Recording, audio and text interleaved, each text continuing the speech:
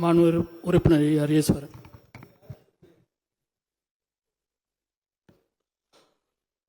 மாண்புமிகு பேரவை துணைத் தலைவர் அவர்களே, இந்த 5 ஆண்டுகள் சட்டமன்ற உறுப்பினராக மன நிறைவோடு பணியாற்றி இருக்கிறேன் என்ற மகிழ்ச்சியோடு நான் இங்கே நின்று கொண்டிருக்கிறேன். அதற்கு வழிகாட்டி உறுதுணையாக இருந்த தமிழ்நாட்டினுடைய முதலமைச்சர் அவர்களுக்கு என் நெஞ்சார்ந்த நன்றிகளை உரித்தாக்குகிறேன். தமிழர்கள் யாரையும் பின்தங்க விட்டுவிடக் கூடாது, யாரையும் விடமாட்டேன் என்று சொல்லுவது வார்த்தை மட்டுமல்ல, இந்த 5 ஆண்டுகளிலே யாரையும் விடாமல் அனைவருக்கும் ஒவ்வொருவராக பார்த்து அந்த திட்டங்களை தீட்டியதோடு மட்டுமல்லாமல் அது மக்களுக்கு சென்று சேர வேண்டும் என்ற அந்த உன்னதமான எண்ணத்தில் தமிழ்நாடு முழுவதும் இருக்கிற அதிகாரிகள் மக்களை சந்திக்கிற பல நிகழ்வுகளை ஏற்படுத்தி அந்த திட்டங்களை எல்லாம் யாருக்கு சென்று சேர வேண்டுமோ அத்தனையும் தமிழ்நாட்டினுடைய முதலமைச்சர் அவர்கள் கொண்டு போய் சேர்த்திருக்கிறார். அதுதான் இந்த ஆட்சியினுடைய வெற்றி. ஸ்டாலின் என்ற தன்னுடைய பெயருக்கேற்றவாறு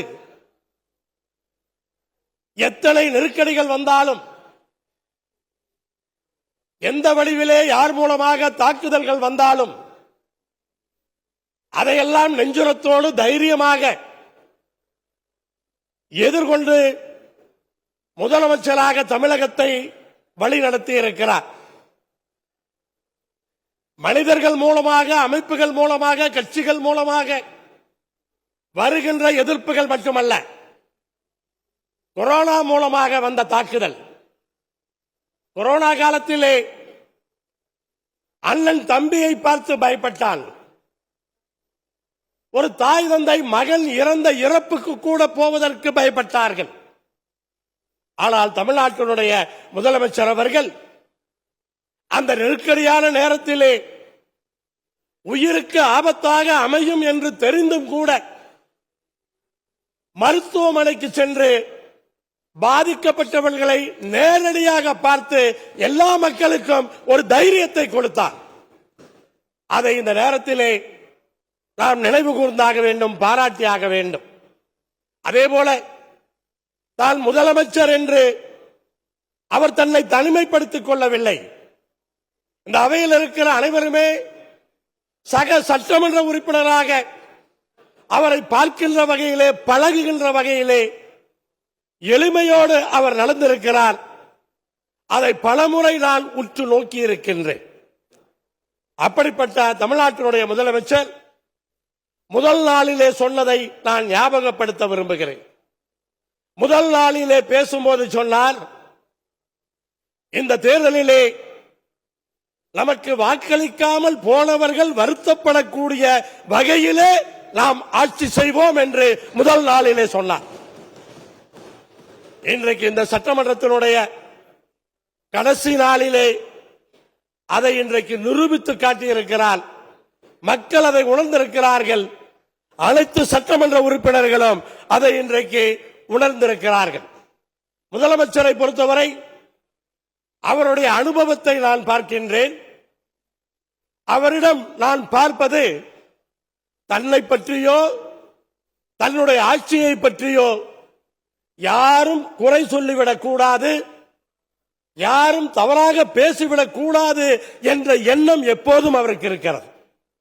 எல்லா முடிவுகளிலுமே பல நேரங்களிலே வெளியிலே பேசுவதை நான் கேட்டிருக்கிறேன். முதலமைச்சராக இப்படித்தான் முடிவெடுக்க முடியும் என்று சொல்லுவார்கள். ஏனென்றால் ஒரு முடிவெடுக்கும் பொழுது ஒருவருக்கு மகிழ்ச்சியாக இருக்கும், ஒருவருக்கு வருத்தமாக இருக்கும். ஆனால் ஒரே முடிவிலே 2 பேரையும் மகிழ்ச்சிப்படுத்த முடியுமா? அப்படிப்பட்ட ஒரு மகிழ்ச்சியான முடிவுகளை இந்த 5 ஆண்டுகளிலே நம்முடைய முதலமைச்சர் அவர்கள் இன்றைக்கு எடுத்திருக்கிறார் என்பதை நான் இங்கே பார்க்கின்றேன். அப்படிப்பட்ட தமிழ்நாட்டு முதலமைச்சர் அவர்களுடைய வழிகாட்டுதலிலே இந்த 5 ஆண்டுகள் முதல் முறையாக நான் சட்டமன்றத்திற்கு 21 வந்தேன். ஆனால் முதல் முறையாக வந்தது போல எனக்கு ஒரு எண்ணமே இல்லை. அந்த அளவுக்கு முதலமைச்சர் அவர்களும் அமைச்சர்களும் சக சட்டமன்ற உறுப்பினர்களும் தோழமை கட்சி எதிர்க்கட்சியினுடைய தலைவர்களும் உறுப்பினர்களும் அந்த பழகிய விதத்திலே முதல் முறையாக வந்தேன் என்பதை நான் மறந்தே போனேன். அப்படிப்பட்ட ஒரு மகிழ்ச்சியான தருணமாக இந்த 5 ஆண்டுகள் இருந்திருக்கிறது என்பதை இந்த நேரத்திலே பதிவு செய்து, மீண்டும் நான் இவ்வளவு சிறப்பாக 5 ஆண்டுகள் அனைத்து மக்களும் மகிழ்ச்சியுறுகிற வகையிலே ஆட்சி நடத்தியிருக்கிற தமிழ்நாட்டினுடைய முதலமைச்சர் அவர்களுக்கு இந்த நேரத்திலே நான் என்னுடைய நன்றிகளையும் பாராட்டுகளையும் இந்த நேரத்திலே தெரிவித்துக் கொள்ளுகிறேன்.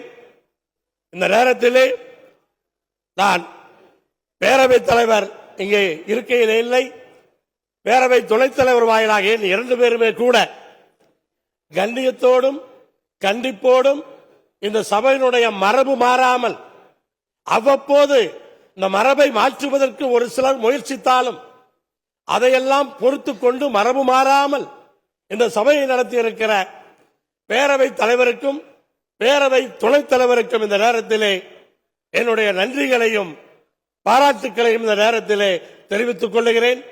அதேபோல இந்த சட்டமன்றத்திற்கு நான் வருவதற்கு உறுதுணையாக இருந்த கொங்குநாடு மக்கள் தேசிய கட்சியினுடைய பொறுப்பாளர்களுக்கும் திருச்செங்கோடு சட்டமன்ற தொகுதியில் இருக்கிற திராவிட முன்னேற்ற கழகம் மற்றும் கூட்டணி கட்சிகளுடைய அனைத்து நிர்வாகிகளுக்கும் இந்த நேரத்திலே நன்றி தெரிவித்துக் கொள்ளுகிறேன். அதேபோல என்னை வாக்களித்து இந்த 5 ஆண்டுகள் சட்டமன்றத்திலே சிறப்பாக பணியாற்றுவதற்கு இந்த வாய்ப்பை கொடுத்த திருச்செங்கோடு சட்டமன்ற தொகுதியினுடைய மக்கள் அனைவருக்கும் இந்த நேரத்திலே என் நெஞ்சார்ந்த நன்றியை தெரிவித்து, மீண்டும் நான் இந்த நேரத்திலே அனைவருக்கும் என்னுடைய நன்றியை தெரிவித்து முடிக்க விரும்பாமல் முடிக்கிறேன். நன்றி, வணக்கம்.